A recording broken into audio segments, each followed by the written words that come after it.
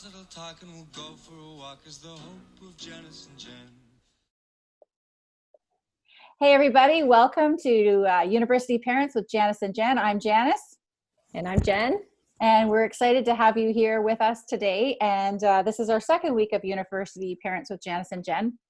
And we're going to go through a Q&A session with Jen, and I think she's going to kind of take the lead here. So welcome aboard.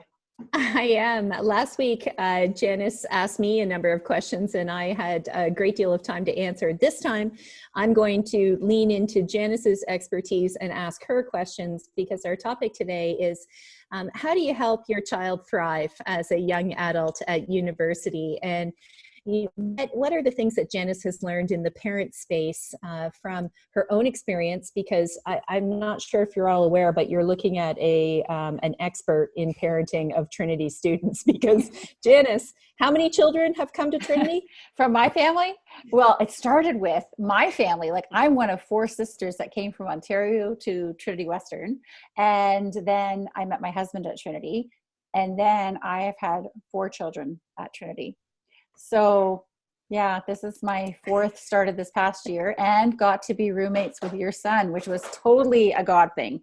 That was not orchestrated, and our sons got to be roommates in their first year together. So that was pretty special. And so, you know, I thought I was all connected to Trinity because of my sisters all coming there and everything. And then my husband, he's like, very humble. And he's like, yeah, well, actually my grandpa was one of the men that walked the ground to pray over the land to see if this is where God would have a school. And I'm like, okay, you've just completely trumped me on this one. So yeah, so there's lots of connection to Trinity, and I've had, you know, quite a bit of experience with my own children going, but also having been in this role for just finished my 7th year working with families. And it's been quite a ride. I love getting to know our families. And I always say, our remarkable students, they come from pretty remarkable parents. So kudos for sending us such great kids. That's true. And, you know, we're together in this because mostly every university has a learning commons or some kind of learning support for students in their academic journey.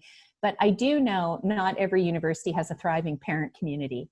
And so a shout out to Janice here in creating something really special and awesome. Hi, welcome. With another welcome to the Janice and Jen show. We try to be funny, but you know, we'll do our best at 4 p.m. at our time. Melody, welcome. Hi. Melody, do you have a current student or an incoming student? Yeah, I have a daughter. She's grade at 12. Great. So yeah, we got an offer from Trinity Western. Awesome. Yeah. And what program? She's going to take music. Excellent. Mm-hmm.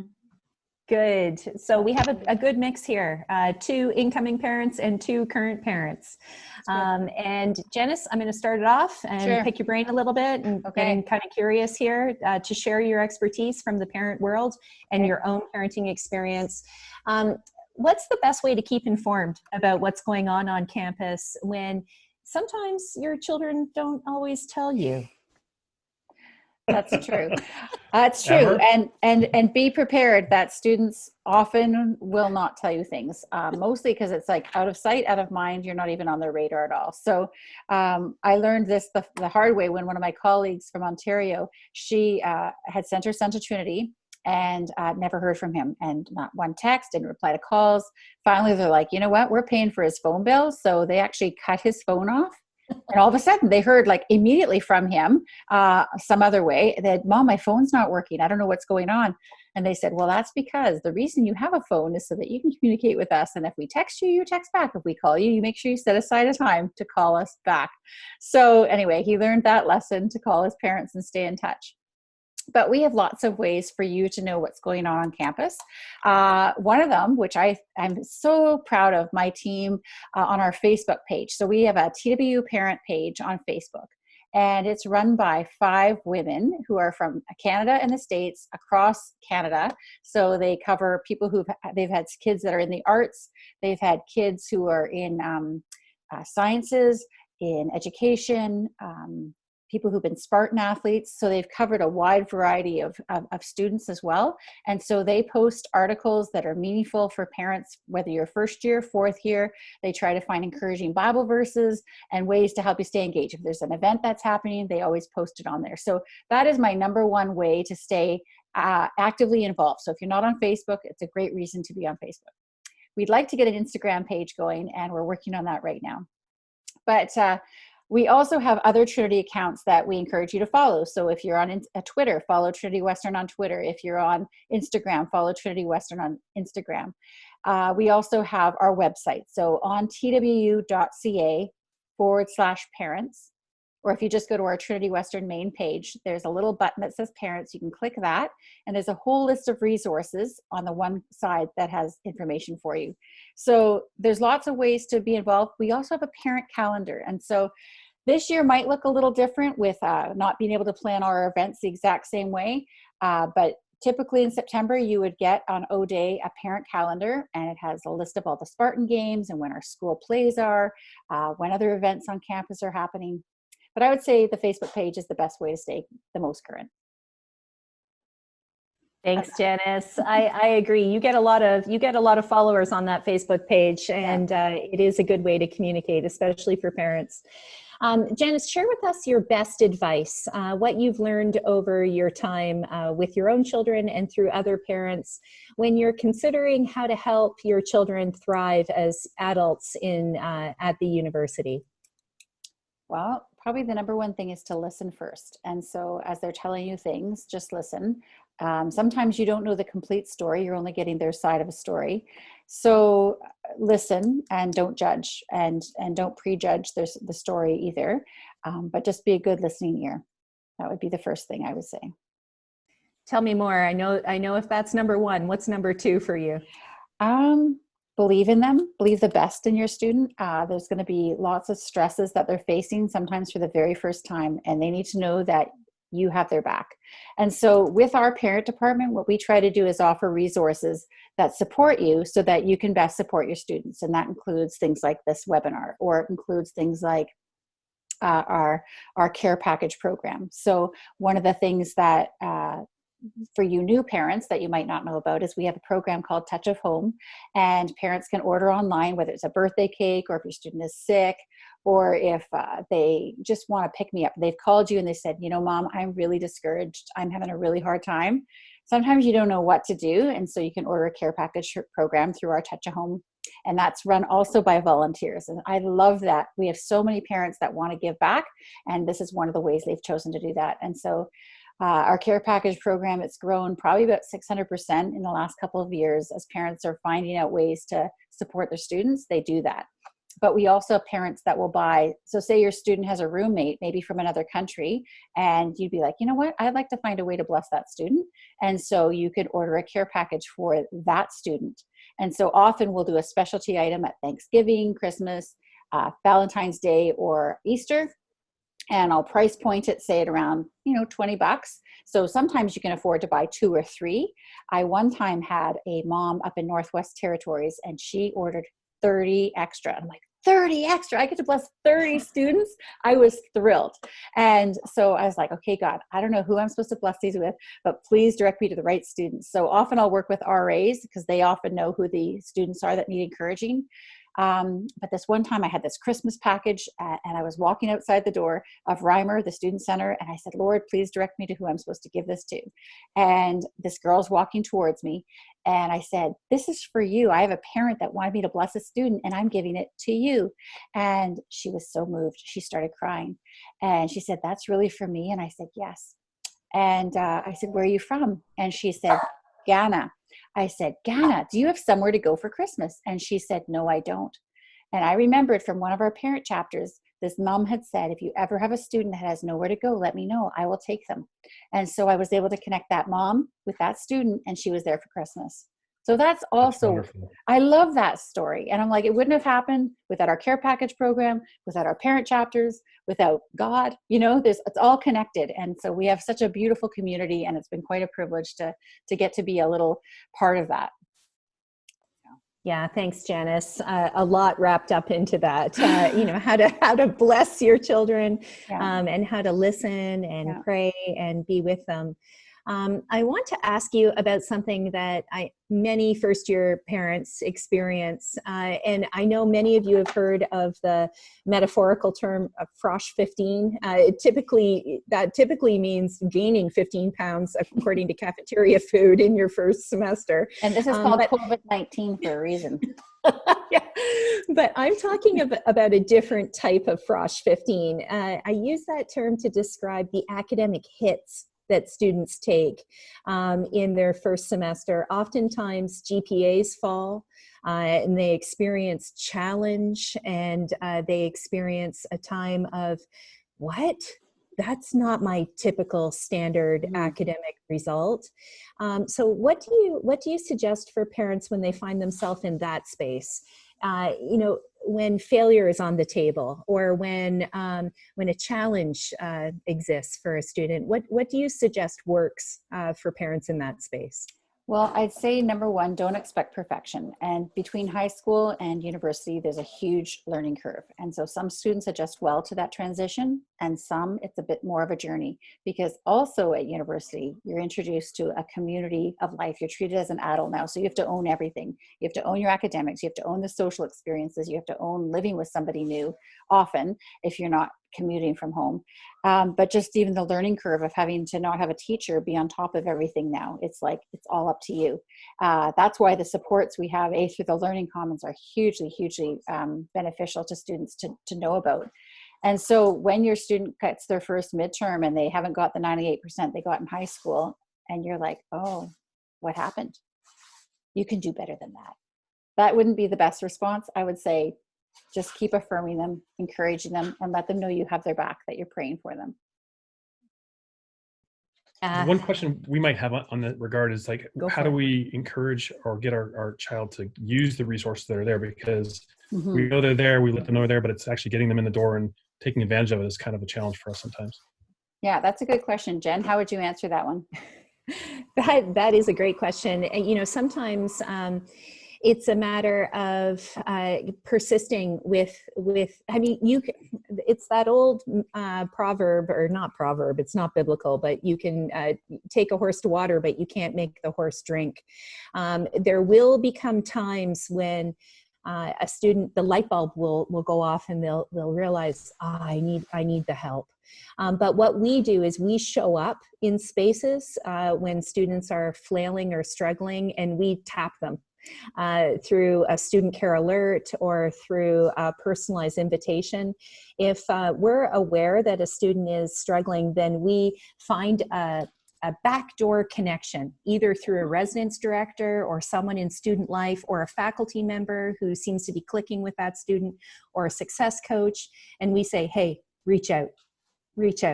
This student needs you. And so we go around the back to try and wrap students in. And then the other thing that we do is we try to leverage peers. So we engage them with peers in learning spaces and try to normalize when a peer says, hey, yeah, I'm struggling with that too. Let's get a peer group together. And so all of those things, but boy, I get it. Sometimes it's tough to get a student to access the resources that are there. But what I found is that it takes one semester, maybe even a first year of struggle, and then they're there and they want the support, because it's like a developmental shift happens, and I need this, and it kicks in. And so I think that's an important piece of it as well. And then a lot of prayer. We pray for our students all the time, especially for the ones that we know something's going on in their lives. Does it cost money for them to access the Student Learning Commons?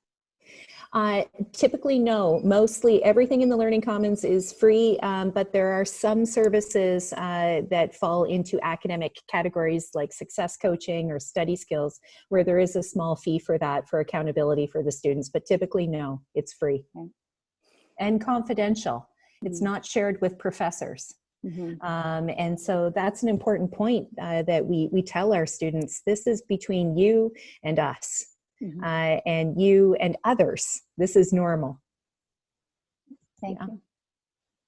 Great question. Janice, we know that sometimes our children, while they feel like children to us, our adult children go away to university and they don't tell us much.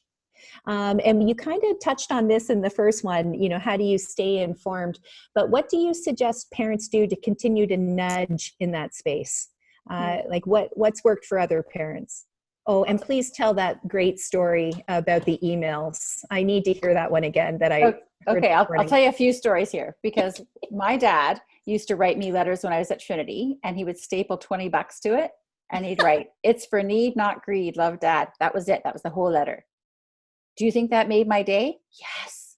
So it just showed me that they cared. And I think letters have gone there. They still love getting packages. When I see students go down and pick up a package, they are so happy. So don't hesitate to email or mail things to your kids.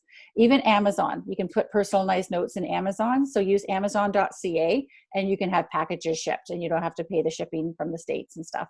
But one of our parents, she had this ongoing email chain to her 3 boys, and she would write them each week, heartfelt emails, just pouring encouragement, Bible verses, and truth into her sons.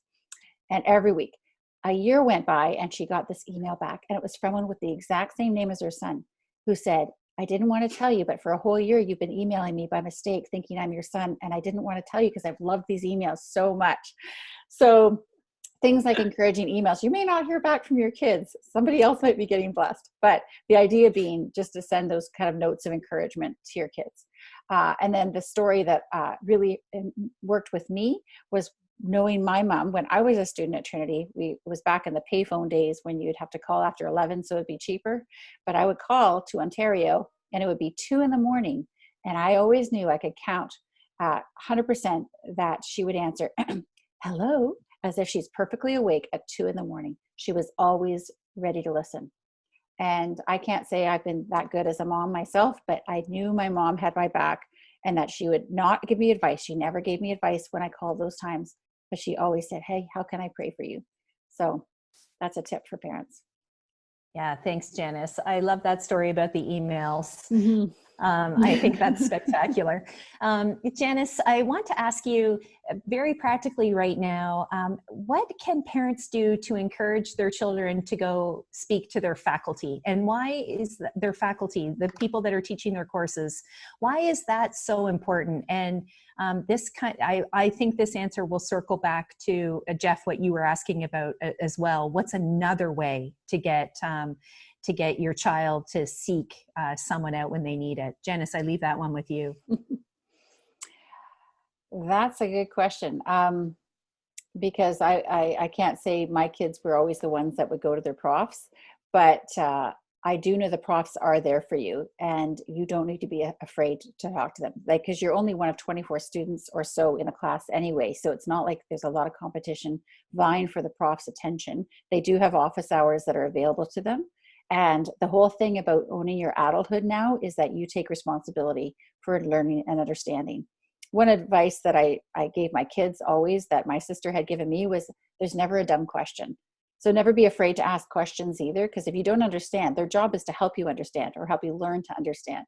And so the resources that the profs are there to help you. And, there are some profs, I'm gonna just say it, that they're more academic in the sense that they just care about, not that they don't care about your kids, but they're so academically minded and they know their stuff so well that they may not always think to look out for your student necessarily, but they care. And they wouldn't be at Trinity if they didn't care about your kids. So they are there, and let your student be the hound and pursue. Yeah, thanks, Janice. I think I'm going to double down on that information as well, on that advice, because when we look at how students are communicating with their faculty members, we find that the first-year students basically are not communicating with their faculty members. But by second, in third, it grows every year. But by fourth year, they're really connecting with their faculty members. And there is an interesting correlation to GPA with that. that I find, frankly, quite fascinating. And I often tell first-year students my own personal story. I didn't go to Trinity, but in my first year of university, I was mismatched in my major. I wasn't in a major that I was thriving in. And in my first year chemistry class, I really, really struggled. And at the time, a peer, one of my friends who was a couple years older than me at university, said, go talk to your prof. That's the only thing that saved me in that course. That's how I got 52% in chemistry, 100. That's the only reason why. And it's not because I wasn't smart or applying myself. I was mismatched. I wasn't loving it. I was, it just wasn't me. But I failed. But because of my relationship with the professor, I passed the course. Yeah. And I can't underscore that enough. First year students need to get in and talk to their profs. That's important. And get on at their radar. Trinity, get on their radar. Hey, you know me? At Trinity, they know their names anyhow. Classes are small enough. And so it's a matter of taking the extra step and saying, show up at office hours and saying, I really didn't get that this week, or this reading wasn't connecting with me. I need your time. And come prepared with a question. And in the Learning Commons, people can help students prepare those questions so that they're ready to go. I would also add, as parents, you're the biggest allies and support to your kids often that they don't even realize. And it's just your subtle, like, you've got this, you can do this. Like, your subtle suggestions will take on a whole lot more meaning when they know that you've got their back. I totally agree. Okay, Janice, I'm going to ask you another challenging question because university can be overwhelming for students. And, we know right now wellness and mental health is such an important thing that's on our minds. What advice do you have for parents when they get a distress call from their children while they're away studying? I would say take it seriously, because they probably are pretty stressed. They probably not getting a lot of sleep. Maybe they're not making time to do some exercise, but you can let them know you hear them and you're praying for them. But at that point, you can also remind them about the different resources we have for them to support them on campus. So if it's a contained issue, that you can offer those kind of supports, like make sure they know about the wellness center, or if they need to go to counseling. I told my kids, if you ever need counseling, I will pay for that. It's affordable at Trinity and it's there for you. They also have like a doctor off campus if they need to have a medical checkup. It might be medical related. But if it's bigger than that, there are resources on campus that Jen will allude to that are there and can be at a moment's notice. We can put into play those kind of supports. Can you talk about those, Jen? Yes, I'm so sorry. My dog keeps barking. I It's know life. You can hear that. It's life. So sorry. Yes, absolutely. I think there are moments when sometimes as parents and your children are far away and you get the distress call, you have to ask the hard questions. Are you okay? Are you thinking of self-harm? Those sorts of things. If the conversation is moving in that direction, pick up the phone and call the Trinity switchboard, because somebody will get you in touch with somebody in the moment that you need it. And I think counseling services available, not in the summer, Cindy. I saw that question just come in right now.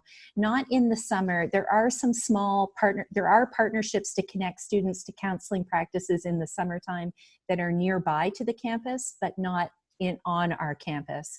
They do pick up again in the fall, though. So the wellness center, the medical services are operating, but counseling, there is a partnership with some local great counselors that are Trinity alum. And so that's I can point you to the resource to find the answer to how to get that as well. Especially right now in this time, that's available. I lost my train of thought because I got talking How about balanced counseling. life, right? Like, Yes. So even with students that are on campus right now, like what resources are available to them? I know that the student life team on campus is trying really hard to find creative things for them to do, activities, events. They're all living in one apartment right now. So yeah, Jen's just posted the link to our site. So if you go to twu.ca, and right across the top bar is the most updated information about COVID related anything to do with campus. Everything related to the fall, everything that will answer a lot of questions up to what we know as of today. So it's always kept current. And there's a lot there, and there's more coming. So I put the link to the student resources because as parents, you should be snooping around there too and finding out, what information is being sent to students, and especially about what's going on in our planning right now and how we're pivoting to support students. If you're a Canadian student, I think there's quite a bit of information there about financial supports. Our international parents, California and Australia. I'm not sure about those resources, but if you point us in a direction towards something, we can always link it for other parents as well. But lots of answers there. I was just going to add, there's also financial aid resources that are available now. Like there's especially for Canadians, there's tons of resources right now available to access. All on that page, on that link that I put there. Yeah. Okay, Janice, one last question for you. What should every parent be doing for their child while at Trinity? Praying. So as a new parent, when you start at Trinity, did you, LaBurges, get your cup when you came in last September? Yeah. We have a place in prominence in our kitchen always. Yeah. Excellent. So what was my call to action with this mug? Do you remember? Pray with it. So whenever you have a cup of coffee, so whenever you have a cup of coffee, you pray for Trinity and pray for your students. So, and then I said the same thing about the pen too, right? If you use your pen. My husband was in the session when I was announcing this on O Day last year, and he heard me saying, "What do you do with the pen?" And people say, "Pray for Trinity and pray for your student."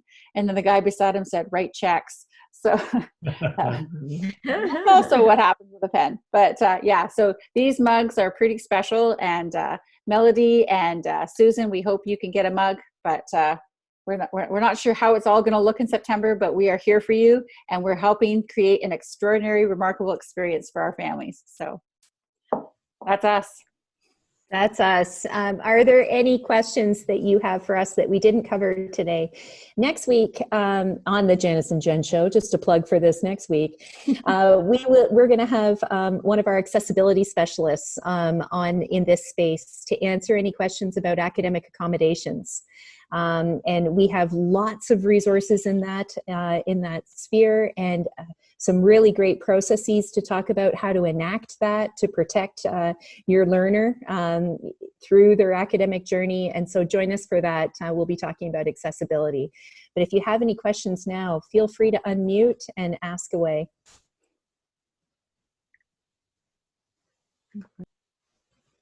And if not, we're always available at parents@twu.ca. I always say, if I don't have the answer for you, I will help you find the answer. So yeah, we've definitely found that you guys have been really responsive. Every time we send a question, we always get a response right away. So thank you so much. Awesome. We try. We try. We care about our parents. You guys are very valuable to us. So thanks. And it shows, and we really appreciate it. Yay. It really shows. So thank you so much. Wonderful. It really means a lot. So thank you. Thanks, Cindy in Australia.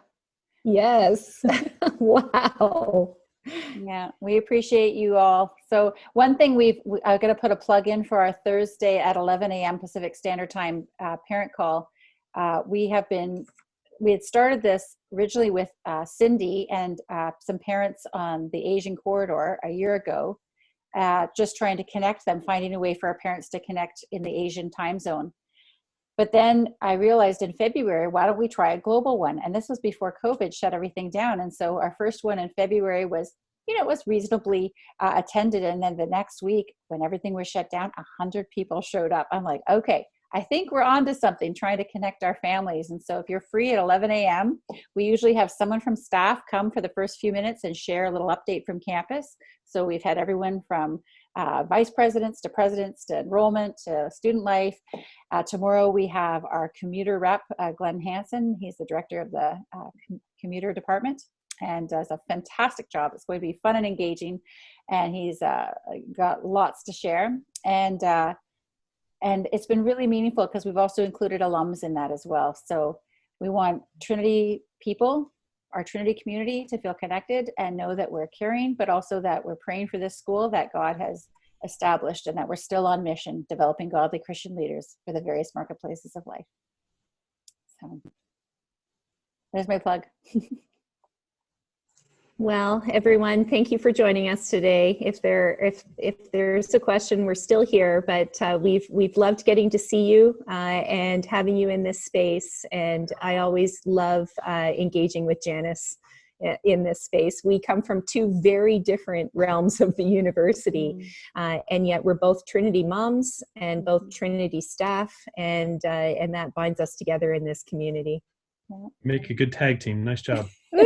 Thank you. Well, thanks for being here, you guys. Blessings.